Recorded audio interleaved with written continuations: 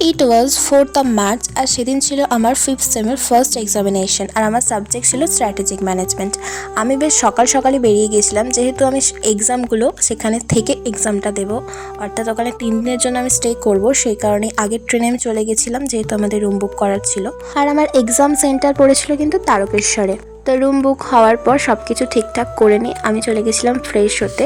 Fresh হওয়ার পর আমি চলে গিয়েছিলাম খেতে। আর এইখানে দেখতে পাচ্ছ এটা ছিল আমাদের হোটেলটা। আর খাওয়ার সময় আমি নিয়েছিলাম সবজি ভাত, আর পরে কিন্তু মাছও নিয়েছিলাম, যেটা এখানে ব্লগে ইনক্লুড করা হয়নি। খাওয়া দাওয়া কমপ্লিট করার পর আমি টোটো নিয়ে চলে গেছিলাম এক্সাম সেন্টারে, কারণ আমার রুম থেকে আমার কলেজটা কিন্তু বেশ একটু দূরেই ছিল। কলেজ থেকে দেখো আমি অলরেডি ফিরে গেছি, আর আমার এক বন্ধু কিন্তু এখানে ঘড়ি কেনার জন্য বলছিল, তো ওখানে একটু ওর সাথে গিয়েছিলাম মার্কেটে। ওর কেনাকাটা হয়ে যাওয়ার পর আমি চলে এসেছিলাম রুমে। তারপর পড়াশোনা কমপ্লিট করার পর সন্ধ্যার দিক করে বেরিয়েছিলাম। অ্যাকচুয়ালি এটা সন্ধ্যা ছিল না, রাত্রি ছিল। আমরা বেরিয়েছিলাম ডিনার করতে। তো খাবার অর্ডার করার পর বাইরের নেচারটা একটু এনজয় করছিলাম। তারপরে আমরা খেতে বসে গেছিলাম, আর আমি নিয়েছিলাম খাওয়ার সময় রুটি, তড়কা, পেঁয়াজ, লঙ্কা, আর পরে নিয়েছিলাম একটা ডিমের অমলেট। আর আমার সাথে কিন্তু মাও ছিল, আর মাও কিন্তু ডিনারটা একসাথে সেরে নিয়েছিলাম।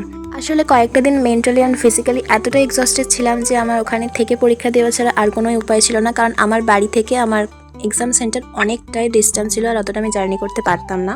ভিডিওটা তোমাদের কেমন লাগলো অবশ্যই কমেন্ট করে জানিও। বাই।